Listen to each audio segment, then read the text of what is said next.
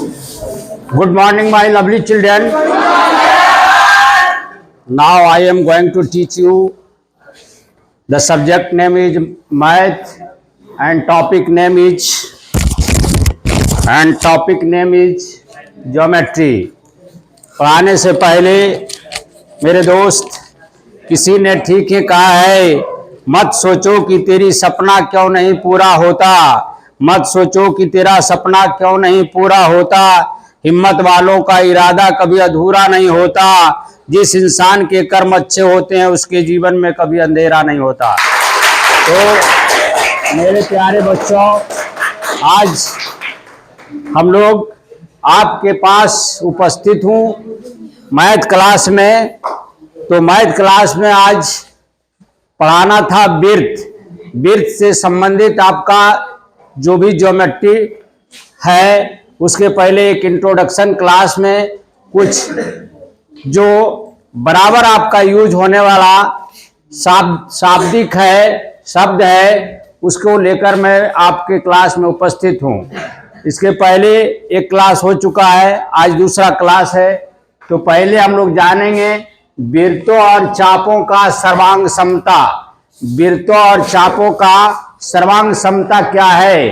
तो suppose that एक वृत्त है ए वाला फिगर में, दूसरा वृत्त बी वाला फिगर में, दूसरा वृत्त है, इसका केंद्र का नाम O है, इसका केंद्र का नाम P है।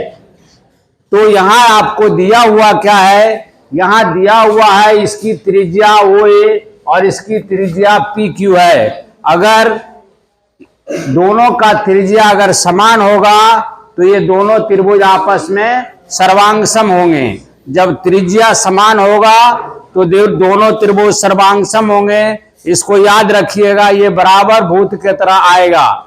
जब दोनों वृत्तों की त्रिज्या समान होंगे तो दोनों त्रिभुज क्या होगा? सर्वांग सम होगा। समझ में आ गया? दूसरा वृत्त खंड। सपोज दैट यहां पर एक वृत्त है जिसका केंद्र O है। क्या है? केंद्र है। और PQ वृत्त का जीवा है, वृत्त का जीवा है। तो जीवा वृत्त को दो खंडों में यहां पर बांट रहा है। क्या बांट रहा है? वृत्त को दो खंडों में बांट रहा है। तो जीवा के द्वारा जब वृत्त को खंडों में बांटा जाता है तो उसे वृत्त खंड कहा जाता है।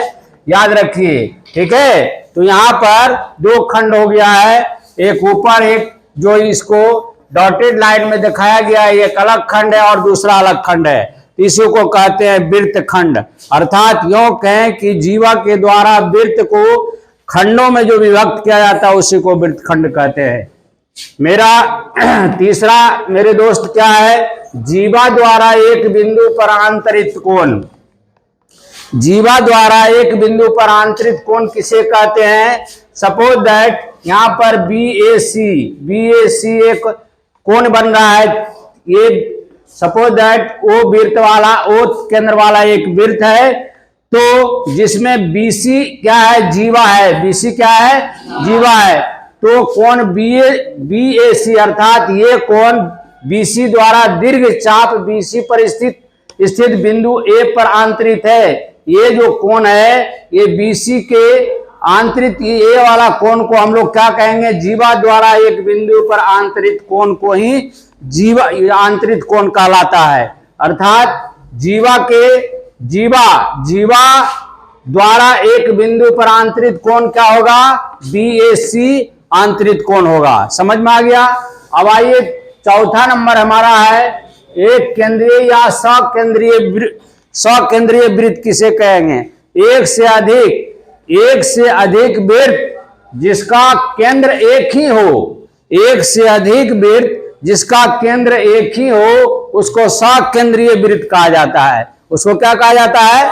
सकेंद्रीय वृत्त। यहाँ पर दो वृत्त, आपको वृत्त के अंदर वृत्त है। तो यहाँ सपोज दैट ये बड़ा वृत्त है, इसका मान लिया जाए रेडियस बड़ी R है और इसका रेडियस क्या है? छोटी R है। तो यहाँ पर दोनों का केंद्र एक ही है। क्या है? केंद्र एक ही है, इसीलिए इसको कहेंगे सकेंद्रीय वृत्त। ठीक है, सकेंद्रीय वृत्त समझ में आ गया। अब देखिए त्रिभुज का परिवृत्त किसे कहते हैं? तो त्रिभुज के शीर्ष बिंदुओं को से घिरा हुआ वृत्त को त्रिभुज का परिवृत्त कहा जाता है। अर्थात कहेंगे कि त्रिभुज का तीनों शीर्ष को स्पर्श करते हुए जो वृत्त खींचा जाता है उसी को हम त्रिभुज का परिवृत्त कहा जाता है। समझ में आ रहा है? इसको बार बार आने वाला है बउआ, ये बार बार आएगा आपका आने वाला थ्योरम में। चूंकि अब हम वृत्त में घुस चुके हैं, उसके पहले मैं जो जरूरी वाला चीज बताना था उसी को मैं बता रहा हूं। इसको बार बार आने वाला है, इसलिए याद रखिएगा इस चीज को। तो हम त्रिभुज का परिवृत्त समझ गए, अब जानेंगे बहुभुज का परिवृत्त। तो वैसा बहुभुज जिसके शीर्ष बिंदुओं से का स्पर्श करता हुआ कोई वृत्त अगर खींचा जाता है तो उसको कहेंगे बहुभुज का परिवृत्त। उसको क्या कहिएगा? बहुभुज का परिवृत्त। ठीक है, तो अब आया इसके बाद है आपका चौथा, पांचवा हो गया, ये छठा हो गया और ये हो गया आपका सातवां। तो सातवां आपका क्या कहता है भाई? चक्रीय चतुर्भुज वृत्त। नहीं, चक्रीय चतुर्भुज वृत्त किसे कहते हैं? तो जो वैसा चतुर्भुज जिसके शीर्ष बिंदुओं से स्पर्श करता हुआ कोई अगर वृत्त खींचा जाता है तो उसको हम लोग कहेंगे चक्रीय चतुर्भुज वृत्त। क्या कहेंगे? चक्रीय चतुर्भुज वृत्त। मेरे दोस्त, आज जो भी इंट्रोडक्शन क्लास में आपको इंपॉर्टेंट बातें थी जो मैं आपको बता चुका हूं, इसके बाद वाला जो होगा चैप्टर आपका, इसके बाद आपका जो हमको बताने का था मैं बता चुका हूं। अब जो है आपका थ्योरम जो है, आपका थ्योरम अब चलेगा आपका, कौन चलेगा भाई?